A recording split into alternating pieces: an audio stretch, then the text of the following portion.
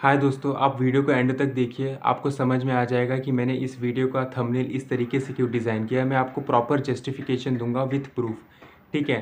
But before that आपको ना 4 case scenario समझने होंगे कि किस किस सिचुएशन में, किस किस सिनेरियोज में आपको ग्रेस मार्किंग अलॉट की जाती है। और अगर आप उस किसी भी केस सिनेरियोज की किसी भी कंडीशंस को फुलफिल करते हैं ना, तो आपको ग्रेस मार्किंग मिलेगी ही मिलेगी, ठीक है। और जो भी मैं केस सिनेरियोज बता रहा हूँ ना, वो परफेक्टली आईसीएआई खुद इसको स्टेट करता है कि हाँ भाई, अगर इस केस सिनेरियोज में आप फॉलो करते हो तो हमें देना ही पड़ता है ग्रेस मार्किंग, ठीक है। First case scenario, out of syllabus question आ गया। सीए फाउंडेशन में 4 पेपर होते हैं। 4 पेपर में से ज़्यादातर बिजनेस लॉ में और बिजनेस मैथमेटिक्स में, कभी कभी किसी किसी अटेम्प्ट में आउट ऑफ सिलेबस क्वेश्चंस आ जाते हैं, तो बच्चे डेफिनेटली कर नहीं पाते, उसको अटेंड नहीं कर पाते। तो उस केस में क्या होता है, ऑल इंडिया बेसिस पे, this is my personal point of view, ICI क्या करता है, उस स्पेसिफिक क्वेश्चन का मार्क्स सबको ग्रेस बेसिस पे अलॉट कर देता है, ऑल इंडिया बेसिस पे, ठीक है। और इसका अगर प्राइम एग्जांपल आपको जानना है ना, तो वो सी इंटरमीडिएट का जैन 26 का paper number 6 which is FM का पेपर है, जहाँ पे एक क्वेश्चन ऐसा था, वो सीए फाइनल का आया था। तो वो एक प्रॉपर एक आउट ऑफ सिलेबस क्वेश्चन था, ठीक है। तो ये एक प्राइम एग्जांपल जो मैं आपके सामने रख सकता हूँ, सी फाउंडेशन वाली। तो उसके लिए आपके साथ क्या हो सकता है कि सी इंटरमीडिएट की बिजनेस लॉ का पेपर आपको सी फाउंडेशन में दे दे, या सी बिजनेस मैथमेटिक्स के क्वेश्चन में ऐसा कोई क्वेश्चन दे दे जो आप सॉल्व ही नहीं कर पाए, ठीक है। वो कोई फॉर्मूला उसके लिए आईसीआई मॉड्यूल में दी ना हो, तो वो एक परफेक्ट एग्जाम्पल होता है आउट ऑफ सिलेबस क्वेश्चन का, ठीक है। दूसरा केस सिनेरियो आ जाता है कि पेपर बहुत ज़्यादा टफ है, ओवरऑल पेपर बहुत ज़्यादा टफ है। अब टफ को कैसे डिफाइन करेंगे, कुछ स्पेसिफिकेशन, कुछ डेफिनेशन है? हाँ बिल्कुल है। पहली चीज़ तो ये कि पेपर जेन्युइनली टफ है, कि भाई क्वेश्चंस ही टफ आए हैं। दूसरा केस सिनेरियो ये होता है कि पेपर जो है ना, वो एवरेज बनाया गया है, पेपर कोई भी एक सब्जेक्ट का पेपर एवरेज बनाया गया, बट उसको लेंदी रखा गया है, ठीक है। बहुत ही ज़्यादा लेंदी है कि पेपर भाई 3 घंटे में कवर ही नहीं होगा।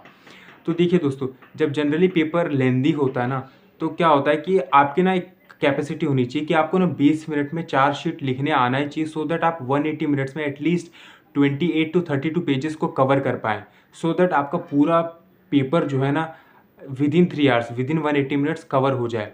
और उसके लिए आपको क्या करनी पड़ती है, ड्यूरिंग द प्रिपरेशन फेज आपको अच्छे तरीके से राइटिंग प्रैक्टिस करनी पड़ती है for a paper like a business law, CA foundation में आ गया, अकाउंटेंसी हो गया, सी इंटरमीडिएट में अपने पास सारे सब्जेक्ट हैं, प्रैक्टिकल्स भी हैं, थेरी वाले सब्जेक्ट्स भी हैं, ऑडिट हो गया, टैक्सेशन हो गया। तो वहाँ पे आपको राइटिंग प्रैक्टिस की ज़रूरत होती है। अगर आपने राइटिंग प्रैक्टिस की नहीं है ना, तो आपका पेपर कहीं ना कहीं छूट जाएगा। जैसे कि मैं प्राइम एग्जांपल हूँ, मेरा अकाउंट्स का पेपर मैंने सिर्फ और सिर्फ 85 मार्क्स का अटेम्प्ट किया था, और उसमें से जाके मेरे को 50 मार्क्स मिला था, ठीक है। और वो 15 मार्क्स का क्वेश्चन मेरे को आता था, कंसोलिडेशन का क्वेश्चन था, स्टिल मैं अटेंड नहीं कर पाया क्योंकि मैंने राइटिंग प्रैक्टिस सही जगह से नहीं की थी। और वो सही जगह क्या हो सकता है, वो है सीए टेस्ट सीरीज़। यहाँ पे आप अच्छे तरीके से आप अपनी राइटिंग प्रैक्टिस कर सकते हैं। अगर आप मई 26 एग्जाम्स के लिए अपेयर कर रहे हैं, या सितंबर 26 एग्जाम्स के लिए अपेयर कर रहे हैं, या आपको लग रहा है कि आपका जैन 26 का अटेम्प्ट हो नहीं पाएगा, तो इस पॉइंट ऑफ टाइम पे आप राइटिंग प्रैक्टिस करना शुरू कर दीजिए। यहाँ पे इस वेबसाइट पे सीए टेस्ट सीरीज़ में यहाँ पे भी स्केड्यूल मॉक टेस्ट पेपर भी मिलते हैं, अनस्केड्यूल मॉक टेस्ट पेपर भी मिलते हैं, इंडिविजुअल चैप्टर्स के मॉक टेस्ट पेपर मिलते हैं। तो इट्स योर ओन प्रेफरेंस कि आपको जिस तरीके से सूटेबल रहे, आप यहाँ पे जाके मॉक टेस्ट पेपर लिखिए हर सब्जेक्ट का, ठीक है। सो दैट आपका एटलीस्ट आप एग्ज़ाम में जाके 180 मिनट्स में पूरी पेपर की कवरेज तो करें। जब आप ये चीज़ करेंगे सी ए टेस्ट सीरीज़ की मॉक टेस्ट पेपर लगा के, तो आपको कॉन्फिडेंस भी बूस्ट होगा, आपको अच्छा भी लगेगा भाई कि हर तरीके से मैं इस एग्ज़ाम के लिए प्रिपेयर हो गया हूँ। सो प्लीज़ लिंक मैंने डिस्क्रिप्शन में अटैच कर दिया है, वहाँ पे वेबसाइट पे जाइए, चेकआउट करिए, और अपने हिसाब से अपनी स्ट्रेंथ और वीकनेस पे काम करिए। जो भी सब्जेक्ट के लिए आपको मॉक टेस्ट पेपर की ज़रूरत हो, you can definitely check out C A test series. And अब ये अपना सेकेंड केस सिनेरियो हो गया, ठीक है, जहाँ पे पेपर टफ आया है। And now third and fourth के सिनेरियोज ऐसे हैं ना, जहाँ पे जेन्युइनली मुझे ऐसा लगता है आपको समझने की ज़रूरत है कि आप उस कैटेगरी में आते हैं कि नहीं। ये तो सिंपल थे, ठीक है। अब पहले थर्ड वाला समझा देता हूँ, वो बहुत ईजी है, फिर फोर्थ पे जाएंगे। थर्ड वाला ये है कि अगर आप सारे पेपर में, माइंड माई वर्ड्स, सारे पेपर में, 4 पेपर होते हैं सीए फाउंडेशन में, चारों ही पेपर में 40 प्लस जा रहे हैं, और आपका एग्रीगेट 197 और एबो जा रहा है, तो आपको 3 मार्क्स का ग्रेस आईसीआई दे देगा। सिंपल, कोई कॉम्प्लिकेट नहीं करना है, ठीक है। आप आपका सारा पेपर 40 प्लस जा रहा है, एग्रीगेट 197, 198, 199 आ रहा है, तो आपको 3 मार्क्स का ग्रेस मिल जाएगा और आप पास हो जाएंगे, सिंपल। ठीक है। And now comes to the fourth category. Fourth category थोड़ी सी डिफिकल्ट है अंडरस्टैंड करने के लिए। पहला कंडीशन ये है कि आपको 3 पेपर में पास होना है, 40 प्लस लेके आना है। ठीक है। दूसरा कंडीशन ये है कि ये तीनों पेपर का कंबाइंड मार्क्स मिला के आप एटलीस्ट एग्रीगेट आपका बन रहा हो। ठीक है। और अगर इसके बाद आपका कोई फोर्थ पेपर ऐसा है जिसमें आप 35 और एबो स्कोर कर रहे हैं, जिसमें आप 35 और एबो स्कोर कर रहे हैं, तो आपको 5 मार्क्स का ग्रेस अलॉट हो जाएगा और आप इवेंचुअली वो पेपर क्लियर कर लेंगे। ठीक है। बट कंडीशंस याद रखिए, इंडिविजुअली तीनों पेपर्स में 40 प्लस आना चाहिए, प्लस एग्रीगेट आपका बनना चाहिए, एंड देन आपका फोर्थ पेपर में जाके 35 या उससे ज़्यादा मार्क्स आ रहे हैं, तब आपको 5 मार्क्स का ग्रेस अलॉट करके आप पास हो जाएंगे सीए फाउंडेशन के अटेम्प्ट को, Jan 26 वाले। तो ये 4 केस सिनेरियोज मैंने समझा दिए। अब हम लोग इंडिविजुअल पेपर्स के बारे में बात करेंगे Jan 26 के। पहला पेपर आ जाता है बिजनेस मैथमेटिक्स। अब देखो दोस्तों, be honest with your self, अगर आपने पढ़ाई नहीं की है ना, तो ये पेपर आपको जेन्युइनली टफ लगा होगा। ठीक है। बट अगर आपने इज्जत से, शिद्दत से मेहनत की है ना, तो आपको पता है कि ये पेपर इससे आसान हो ही नहीं सकता मैथ्स का।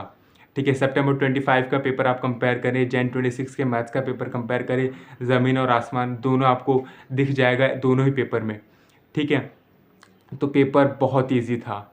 और जहाँ तक मैंने एक वीडियो देखा है, एक फैकल्टी है अनअकैडमी करके, मैम, उनका नाम नहीं याद आ रहा मुझे, उन्होंने ये सोर्स उन्हीं का है, मैं बस उनको क्रेडिट दे रहा हूँ। उन्होंने कहा है कि एलआर में एक क्वेश्चन जो है ना वो डिफिकल्ट, मतलब एक क्वेश्चन के 2 आंसर पॉसिबल है। क्वेश्चन डिफिकल्ट नहीं था, बट अगर आप डिफरेंट वे में सॉल्व करेंगे तो आपको ज़्यादा, मतलब दोनों भी आंसर सही रहेगा। तो वहाँ पे मुझे लगता है कि ग्रेस मार्क मिल सकता है। बट आई एम समवन कि मैं इस ओपिनियन से नहीं जाऊँगा, मैं ये कहूँगा कि आपको बिजनेस मैथमेटिक्स में ग्रेस मार्क्स मिलने के चांसेस नहीं है। ठीक है। अगर लक बहुत ही अच्छा रहा तो मिल सकते हैं, but the exact answer is no. ठीक है। Now comes to the business law वाला पार्ट। यहाँ पे ये पेपर जो था टफ था, बिल्कुल भी नहीं। लेंदी था, बिल्कुल भी नहीं। थोड़ा सा लेंदी मैं कह सकता हूँ, बट इतना भी लेंदी नहीं था। ठीक है। बट हाँ, please do check out CA test series. अगर आपको पेपर लेंदी लग रहे हैं, एवरेज पेपर भी लेंदी लग रहे हैं, तो सीए टेस्ट सीरीज़ को डेफिनेटली चेकआउट करिए और अच्छे से प्रैक्टिस करिए। ठीक है। लॉ का पेपर जो था सीए फाउंडेशन Jan 26 का, वो लेंदी था, डिफिकल्ट नहीं था, डायरेक्ट क्वेश्चंस थे। ठीक है। और वहाँ पे आप पास्ट अटेम्प्ट के अगर एनालिसिस देखोगे ना फाउंडेशन में, तो समहाउ अगर पेपर थोड़ा सा भी डिफिकल्ट आ जाता है, थोड़ा सा भी लेंदी आ जाता है ना, तो वो डिफिकल्ट की कैटेगरी में चला जाता है, एज आई सेड सेकेंड वाली केस सिनेरियोज में। तो यहाँ पे ना मुझे लगता है कि ग्रेस मार्किंग के चांसेस हैं। और इतना भी नहीं है सोचना कि भाई 7-8 मार्क्स ग्रेस मिल जाएंगे। अगर ऐसे बहुत ही खुश हुआ, दिन बहुत ही अच्छे चल रहे हैं आपको, तो 2 या 3 मार्क्स के बिजनेस लॉ में आपको ग्रेस मिल सकता है। अदरवाइज एज सच मुझे नहीं लगता है कि ग्रेस मार्किंग आपको किसी भी सब्जेक्ट में सीए फाउंडेशन Jan 26 के अटेंड में एज सच किसी भी केस सिनेरियोज में आती है। ठीक है। तो अगर आप लोग बहुत ही लकी साबित हुए तो आपको मिल सकता है बिजनेस लॉ के सब्जेक्ट में। अदरवाइज मुझे नहीं लगता कि चारों ही पेपर में कोई भी पेपर एज सच इतना डिफिकल्ट आ गया था, या कोई भी एक स्पेसिफिक सब्जेक्ट इतना टफ आ गया था कि आप वो हैंडल ना कर पाए, जो कि September 25 के अटेंड में हुआ था। तो my personal not a diplomatic answer, तो नहीं मिलेगा आपको इस बार के अटेम्प्ट में ग्रेस मार्किंग। बट अगर खुदा मेहरबान है, भगवान मेहरबान है, तो डेफिनेटली मिल सकते हैं। 2 से या 5, 2 to 5 मार्क्स आप एक्सपेक्ट कर सकते हैं, वो भी बिजनेस लॉ के पेपर में, नॉट एनी अदर सब्जेक्ट। ठीक है। So this is my personal point of view. ठीक है। ये एक ओपिनियन है और कोई अश्योरिटी नहीं है दोस्तों, क्योंकि अश्योरिटी समझो कोई भी नहीं दे सकता। ठीक है।